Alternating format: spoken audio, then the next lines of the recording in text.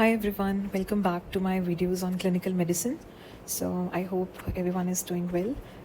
Today we'll be discussing about atrial fibrillation, right? So in the previous video we have discussed almost all the ECGs of tachyarrhythmias and bradyarrhythmias, and now we will be taking up the topic of atrial fibrillation. It's a short and very important topic, and there are many questions on these as well. So let's just imagine you have your night duty and it's midnight, it's 2 a.m. and you are encountering a patient, and he comes that he's having some palpitations and he's feeling a little dizzy, and you put the cardiac monitor and you see that the patient has a pulse rate which is on the higher side, and the patient's pulse, when you feel it, it comes out to be irregular. And when you check the ECG, it comes out to be something like this. You're not able to figure out where the P wave is. You're just seeing some fibrillatory waves, and the QRS is narrow. So as soon as you see when the QRS is narrow, don't think of ventricular tachycardia or ventricular fibrillation. Whenever the QRS is narrow, it's going to be something going on with the atria. So it's atrial fibrillation, and obviously the RR interval is irregular. That is characteristic for the atrial fibrillation. So let's just dig deep into this topic and learn about the crux of it, the treatment, the investigations, and everything that you need to do for this. So atrial fibrillation, there can be many causes, but the important causes that you can make out through the stems, if such keywords are there. So any patient who has hyperthyroidism can go into atrial fibrillation, or it can be iatrogenic after some cardiac surgery if the thrombus get lodged, and if it's due to some pulmonary complication, some pulmonary embolism or COPD. And definitely the atherosclerosis caused by MI or coronary artery disease, and alcohol. This alcohol is very important because sometimes what happens is that the person is enjoying the vacation, and after such binge drinking, what happens is that he gets into atrial fibrillation. This is called as the holiday heart syndrome. I guess you might have heard about this syndrome. So another thing is it can be due to endocarditis or sixth sinus syndrome, or due to pheochromocytoma. So let's just move.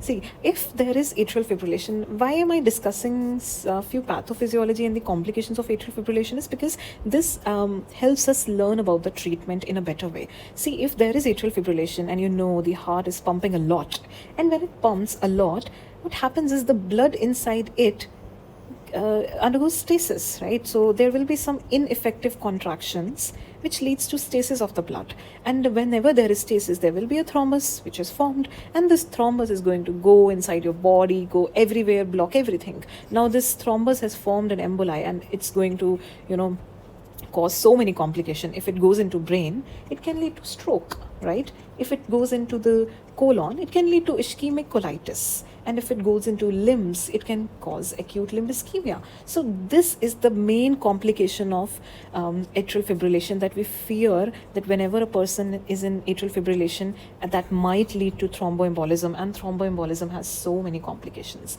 So how do you proceed after it? Now you have made out that you know that this is the ECG, and you're calling your senior that this is the patient, and you took all the history, and you have seen all the causes, and now you know what are the complications. How will you go about it? See, if any patient has atrial fibrillation, what you do is you just see whether the patient is having any symptoms or not. So let's just imagine that our patient has lots of symptoms. Okay, so our patient has symptoms like dizziness and cope, loss of consciousness and shock, everything.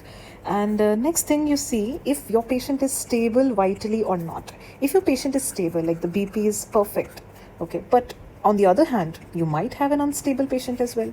So let's just get this unstable patient on the side. If your patient is unstable, is symptomatic, you cannot think of anything else. You have to do urgent electric cardioversion, right? You cannot take a chance on any medication, antiarrhythmics. You have to directly go for urgent electrocardioversion to save the patient. Now let's just get on the side of the stable patient. Your patient has the symptoms, but his BP is fine. He is walking around, he's doing perfect. Now you just take a little history and ask him that since how many hours is these symptoms going on? See, if the hours are more than 48 hours, that means he says that it's been 2 days, okay, since this has occurred. So what are you fearing? What is going wrong? See, if it's been 2 days, there might be formation of thrombus and there might be emboli. So what you do?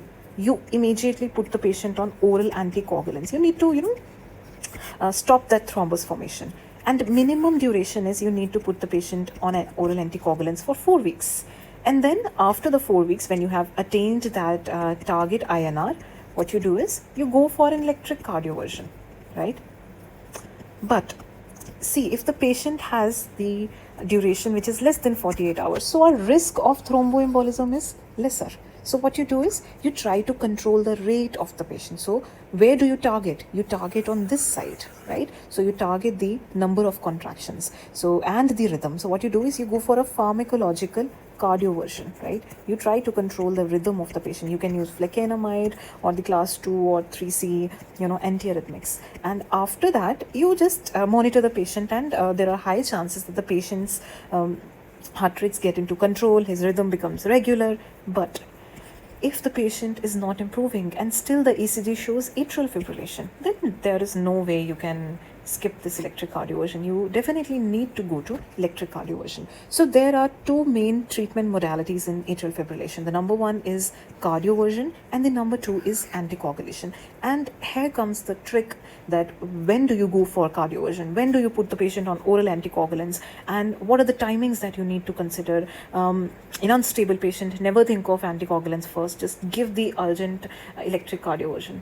And also there is a famous score that is called as the Chad-Wess score that you need to consider to put any patient on anticoagulants in case of atrial fibrillation. So from C, it is the cardiac heart failure, and from H, it is the hypertension, and from A, it is age more than 75 years, D, it is diabetes mellitus, and from S, it is stroke or previous stroke episodes. From V, it is some vascular disease, and from A, it is another which is called as the age more than 65 but less than 74. See, previously there used to be a category of sex, that a female category is more prone to all this atrial fibrillation, but nowadays this category has been removed. So what you do is you score it. So for this it's 1, but for age more than 75 it's a 2 score, and for stroke as well it is a 2 score. For the rest it is a score of 1. See, so whenever you write this score, write it like Chad, WAC, and see, you can see this A, just write a 2 below this A, and also about the S for stroke, you just write a 2 below this, so that you're able to figure out that the S and the age carries more score. So what's the fun in calculating this score? So whenever your score comes out to be more than 2, you have to put the patient on anticoagulants. And if the score comes out to be less than 2 or 0, you don't have to put the patient on anticoagulants. Like we'll discuss what anticoagulants to be put on. You just have to put the patient on aspirin, right? So after this, let's just take a discussion over what kind of anticoagulants do you need to put and what INR do you target. See, we have 2 sets of anticoagulants. One we have is the dual oral anticoagulants, and the other one is our famous warfarin. Okay, so where do you use this? See, for dual oral anticoagulants, you have one indication, which is the atrial fibrillation has to be non-valvular. That means the cause of atrial fibrillation should not be mitral stenosis or something like that. It has to be non-valvular atrial fibrillation. But if the atrial fibrillation, which is non-valvular, has a special case scenario, which is that the GFR is less than 15, then you use warfarin. Or if you have mechanical heart valves, then also you go for warfarin. Or if you have a valvular AFib, then also you go for warfarin. So just in case of non-valvular A4, where there is no CKD, that means the kidney is perfectly fine, you can go for dual oral anticoagulants. What are the example? You can just take a look at apixaban, rivaroxaban, dabigatran. All these are dual oral anticoagulants. And what is the INR do you target? See, just imagine this patient clinically coming to you. First of all, make a decision. How are you going to treat it? What's the score that makes the decision? It's the Chad-Wess score. After you have made the decision that I'm going to put the patient on anticoagulants, decide what anticoagulants will you use. After you have decided that, now you just measure the INR, and you have to maintain a target INR of 2 to 3, right? But there is a special case where you maintain a little higher INR, which is 2.5 to 3.5. Where do you do it? You do it when you have mechanical heart valves.